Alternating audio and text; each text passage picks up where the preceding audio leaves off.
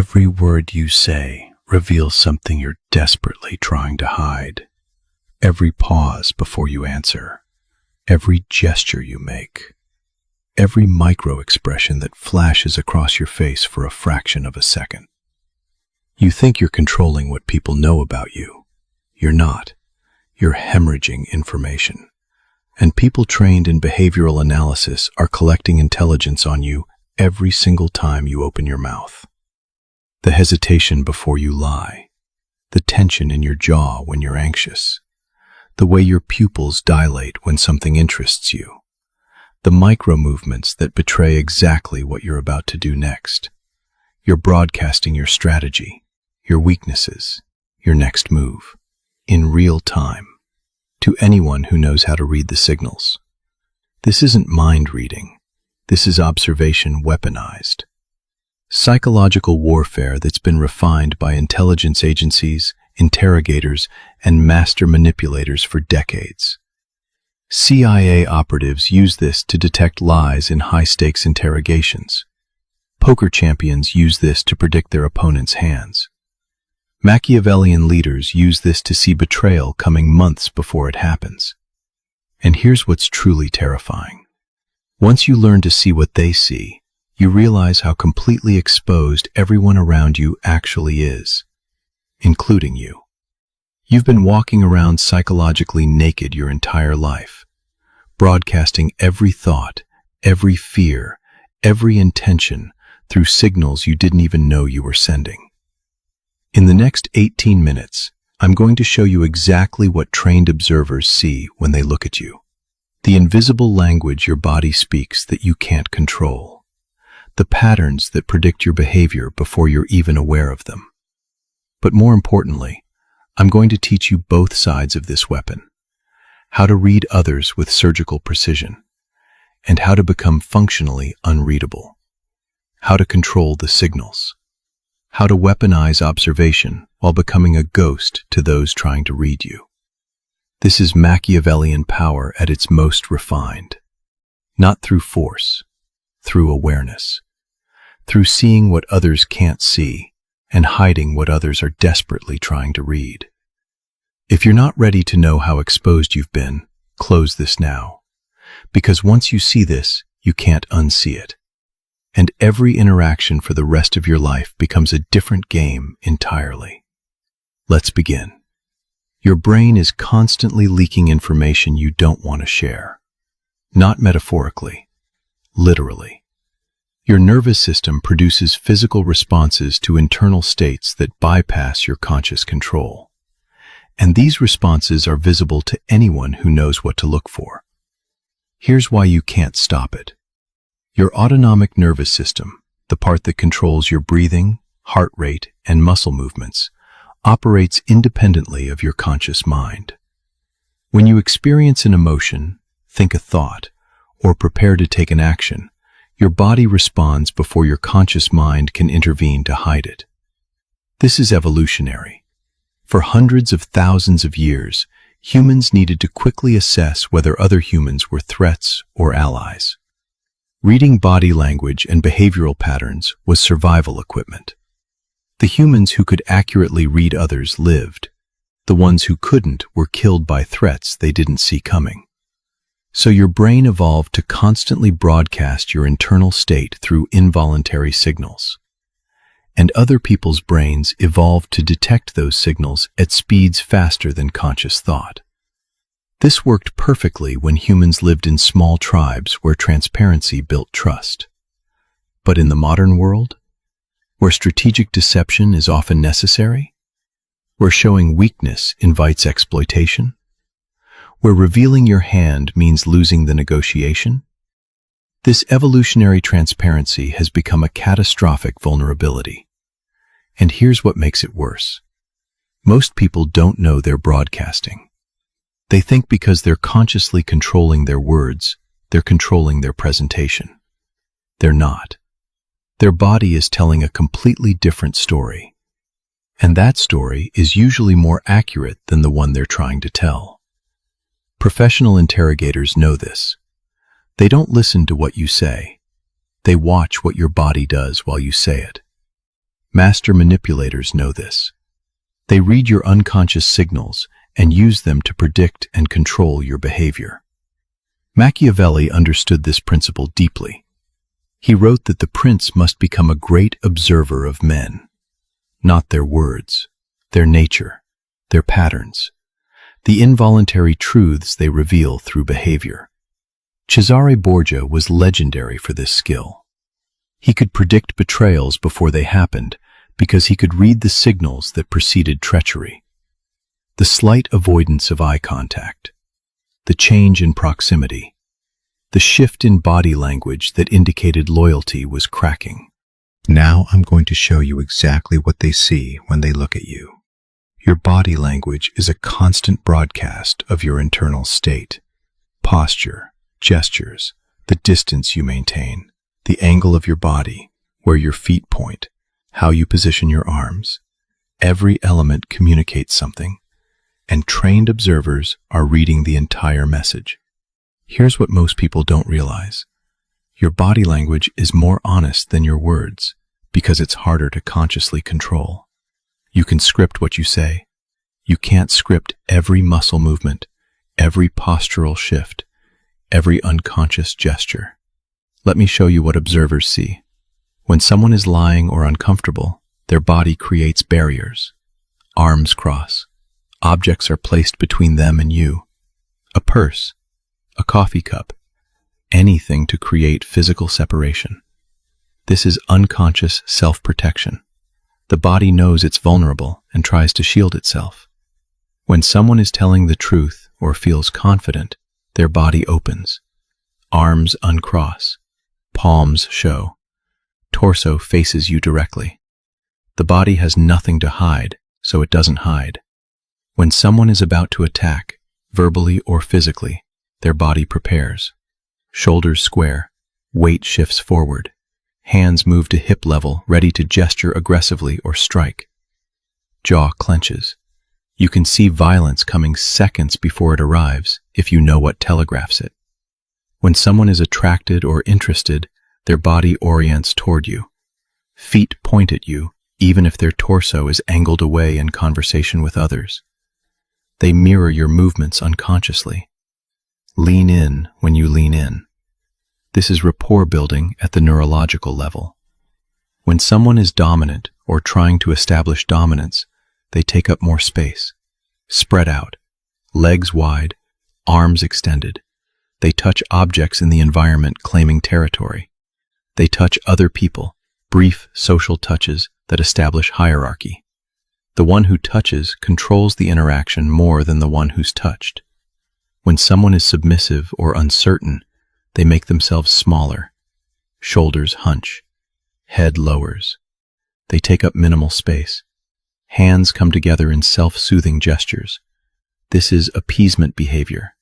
The body is saying, I'm not a threat. Don't hurt me. In any interaction, especially negotiations or confrontations, observe the body language. It tells you the true power dynamic regardless of what's being said verbally. If someone's body language shows submission, press your advantage. They're already defeated internally. Their body is telling you they'll comply if you push. If someone's body language shows aggression, you have 3 options. Match it to establish you won't back down. Ignore it entirely to show it doesn't affect you. Or de-escalate strategically if conflict doesn't serve your purposes. If someone's words say they're confident, but their body shows anxiety, they're bluffing. Call the bluff. Now here's how you defend yourself. Control your body deliberately. Maintain open posture even when you're nervous. It projects confidence you might not feel, which often creates the confidence through feedback loop. Your brain reads your body language too. If your body acts confident, your brain starts to believe it. Keep your feet pointed at the person you're engaging with. This signals attention and respect, which builds rapport even if you're in opposition. Avoid self-soothing gestures. Touching your face, rubbing your hands together, adjusting clothing repeatedly. These signal anxiety and uncertainty. Train yourself to keep your hands still and purposeful. Use mirroring strategically. Subtly match the other person's body language to build unconscious rapport. But do it with a delay. Immediate mirroring is detectable and feels manipulative.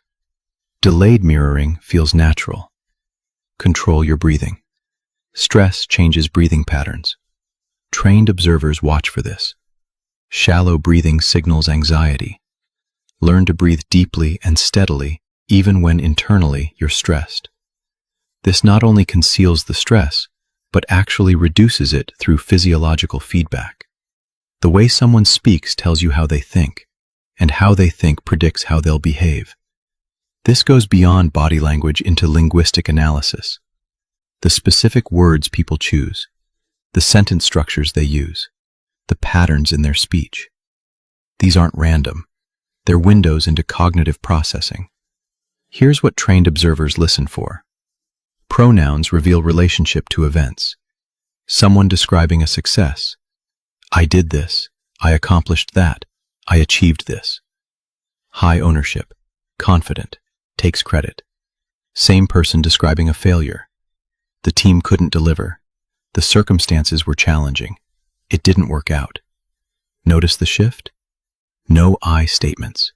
Blame is external. This tells you this person takes credit for wins and deflects blame for losses, which means they're unreliable in accountability. Absolutes reveal rigid thinking. Always, never, everyone, no one. People who speak in absolutes think in absolutes. Black and white, no nuance. This makes them predictable. They'll apply rigid rules even when circumstances require flexibility. You can manipulate this. Present scenarios that fit their rigid framework, and they'll respond exactly as their pattern dictates. Qualifiers reveal uncertainty. Maybe, possibly, I think, kind of, sort of. Excessive qualification means the speaker doesn't believe what they're saying with confidence. They're hedging, testing to see if you'll accept the statement. If you challenge, they'll retreat immediately because they're not committed to the position. Passive voice reveals avoidance of responsibility. Mistakes were made. The deadline was missed. The budget was exceeded. Who made the mistakes? Who missed the deadline? Who exceeded the budget? Passive voice obscures agency. People who speak this way are avoiding accountability systematically. Story structure reveals motivation. Listen to how someone tells a story about their past. Who's the hero? Who's the villain? Are they always the victim of circumstances? Or always the agent overcoming obstacles? Their narrative framework shows you their psychological framework. In negotiations, listen for the linguistic patterns. If someone uses passive voice frequently, they're not going to take ownership when things go wrong. Get everything in writing with explicit accountability. If someone speaks in absolutes, present your position as aligned with their rigid principles. They'll accept it because it fits their cognitive framework. If someone qualifies everything, they're uncertain. Press them. They'll fold because they're not confident in their position. In conflict, listen for pronoun usage. If they shift from I to we to they when discussing responsibility, they're emotionally distancing from the issue. They're preparing to abandon their position. That's when you push hardest. Now for defense. Control your own linguistic patterns. Use I statements consistently. Take ownership of both successes and failures. This projects confidence and accountability. Avoid qualifiers unless you're deliberately showing flexibility. Speak in definitive terms when you need to project certainty. Use active voice. I decided. I executed. I achieved. Agency is power. Passive voice is weakness. When telling stories, cast yourself as the agent, not the victim. Even when describing setbacks, frame yourself as the one who responded, who adapted, who overcame. Your narrative shapes how others perceive your capabilities. Practice deliberate speech in high-stakes situations. Know in advance what you're going to say and how you're going to say it. This eliminates verbal fumbling and qualification that signals uncertainty. Humans are creatures of habit, and habits are predictable. This is the most powerful level of reading because it's not about single interactions. It's about pattern recognition across time. Once you identify someone's behavioral patterns, you can predict their future behavior with disturbing accuracy. Here's how this works. Everyone has default responses to specific triggers: stress triggers, success triggers, threat triggers, opportunity triggers. These responses are usually consistent because they're neurologically ingrained. Someone who responds to criticism with anger will almost always respond to criticism with anger. Someone who responds to uncertainty with paralysis will consistently freeze when faced with ambiguity. Someone who responds to opportunity with impulsive action will reliably jump without looking. These patterns are exploitable. Let me show you how Cesare Borgia used this. He would observe his rivals' patterns over months, how they responded to threats, how they made decisions under pressure, what they did when they felt secure versus vulnerable. Then, when he needed to manipulate their behavior, he would create the conditions that triggered their predictable response. He'd manufacture a threat if he needed them to act rashly. He'd create false security if he needed them to lower their guard. He wasn't controlling them directly. He was triggering their patterns and letting their own habits destroy them. Modern application. In your workplace, observe how your boss responds to bad news. Do they shoot the messenger? Then never be the first to deliver bad news. Let someone else trigger their anger response while you position yourself as the solution provider after they've calmed down. Does your boss reward bold action even when it fails? Then take calculated risks publicly. Their pattern is to value initiative over caution. Align with their pattern. In relationships, observe conflict patterns. Does your partner withdraw when upset? Then giving them space is strategic. Pursuing them will trigger deeper withdrawal. Does your partner escalate when challenged? Then de-escalation tactics work better than matching their energy. In negotiations, observe decision patterns. Does the other party always consult someone else before committing? Then your real negotiation is with the hidden decision maker. Tailor your pitch for that person, even though you're talking to their proxy. Does the other party always need to feel like they won something? Then give them a cheap victory early. Concede something that costs you little, but feels significant to them. Their pattern will now be to reciprocate because they feel they've gained ground. Here's the key. Most people operate on autopilot. They have 3 or 4 default responses to common situations, and they cycle through these responses predictably. Once you map someone's response repertoire, you can predict which response will emerge in any given situation. Then you can either avoid triggering responses you don't want, or deliberately trigger responses that serve your purposes. For defense, disrupt your own patterns intentionally. If you always respond to stress the same way, you're exploitable. Train yourself to have multiple response options and vary them. If you always make decisions the same way, smart opponents will predict and counter your moves. Introduce strategic unpredictability, not random chaos, but deliberate variation. Keep them guessing which version of you they're dealing with. Machiavelli advised this explicitly. The prince must be like the fox and the lion. Not always the fox, not always the lion. Both, situationally. Unpredictable to enemies, reliable to allies. This requires conscious pattern disruption. In high-stakes situations, consciously choose a response that's not your default. If you normally get defensive when challenged, try curiosity instead. If you normally escalate in conflict, try strategic withdrawal. If you normally delay decisions, try immediate commitment. This does 2 things. It makes you unpredictable, which is defensive, and it expands your response capabilities, which makes you more strategically flexible. Now you understand what can be read. Let me show you how to weaponize this knowledge.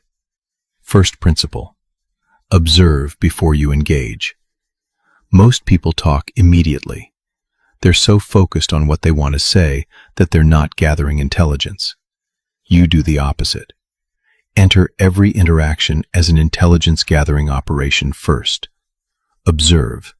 Collect data. Map the terrain. Only then do you engage strategically. When you meet someone new, spend the first few minutes observing. How do they carry themselves? How do they speak? What patterns emerge in just minutes of interaction? This gives you the foundation for deeper reading later. Watch their body language. Are they open or closed? Dominant or submissive? Confident or anxious? Their physical presentation tells you their internal state and their social strategy. Listen to their linguistic patterns. Are they accountable or do they deflect? Do they think in absolutes or nuance? Do they qualify everything or speak with certainty? Their language reveals their psychology, and psychology is predictable.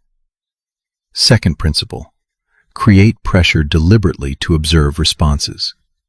You can't assess someone's true nature when they're comfortable. Comfort hides character. Pressure reveals it.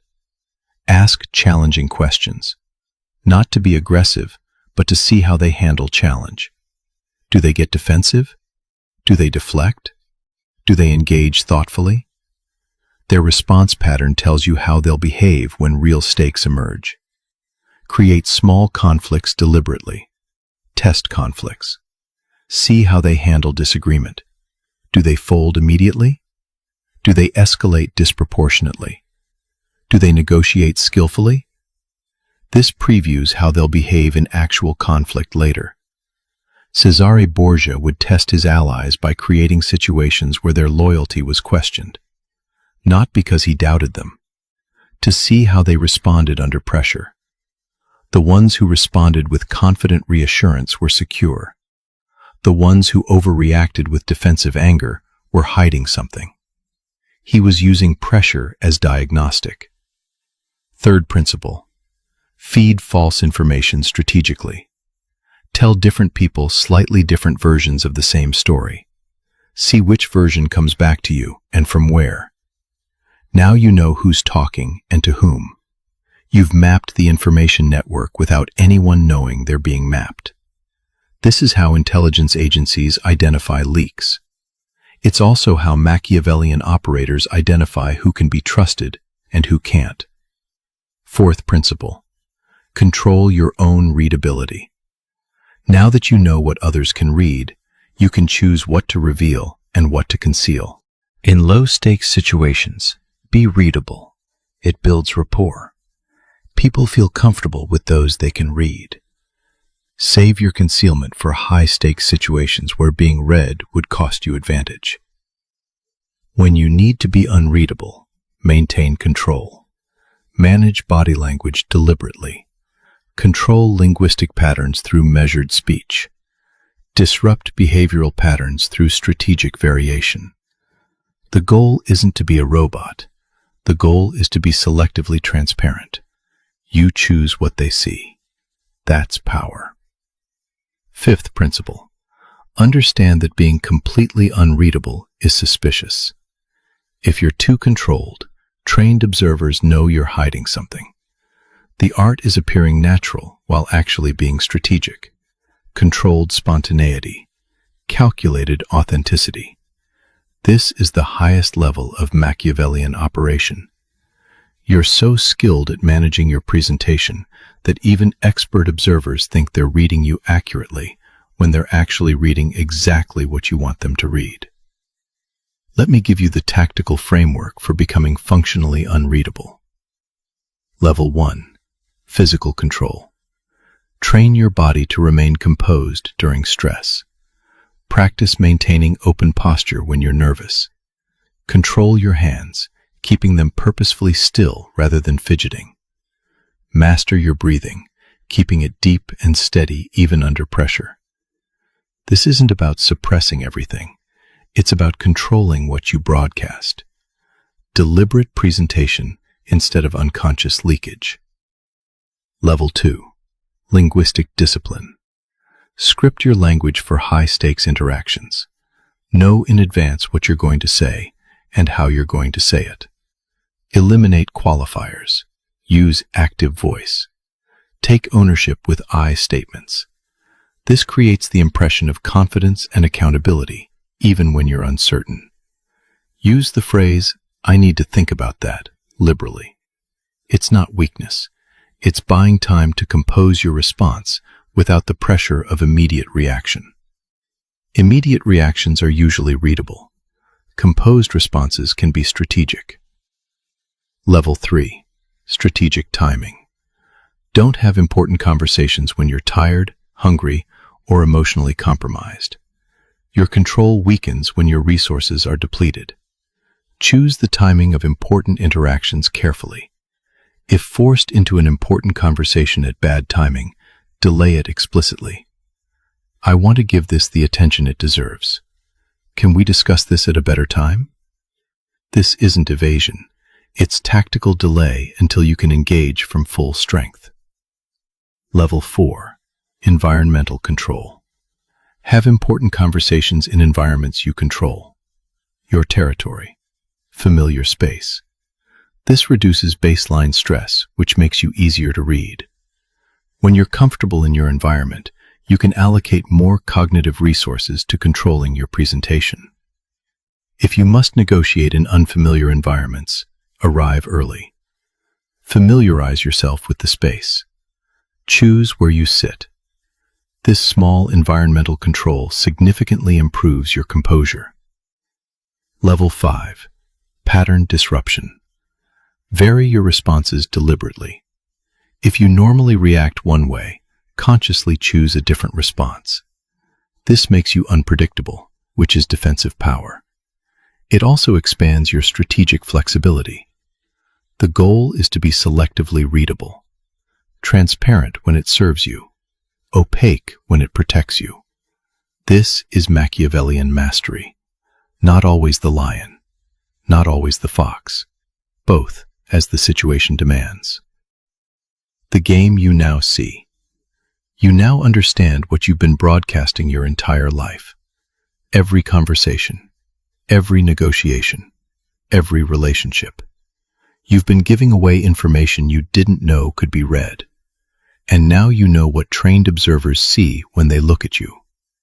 More importantly, you now have both sides of the weapon. You can read others with precision, and you can control what others read in you. This is the game Machiavelli described. Not the game of words, the game of observation, the game of signals, the game of patterns and predictions. Most people don't know this game exists. They're playing checkers while you're playing chess. They're broadcasting everything while you're controlling your signal. But here's the warning that comes with this knowledge. This is exhausting. Constant observation, constant control, constant strategic thinking. You can't maintain this intensity indefinitely. So choose your battles. Use this awareness in high-stakes situations where the outcome matters. In low-stakes interactions, relax. Be natural. Save your strategic energy for when it counts. Machiavelli's prince didn't perform every moment. He performed when eyes were watching and stakes were high. The rest of the time, he conserved his resources. You do the same.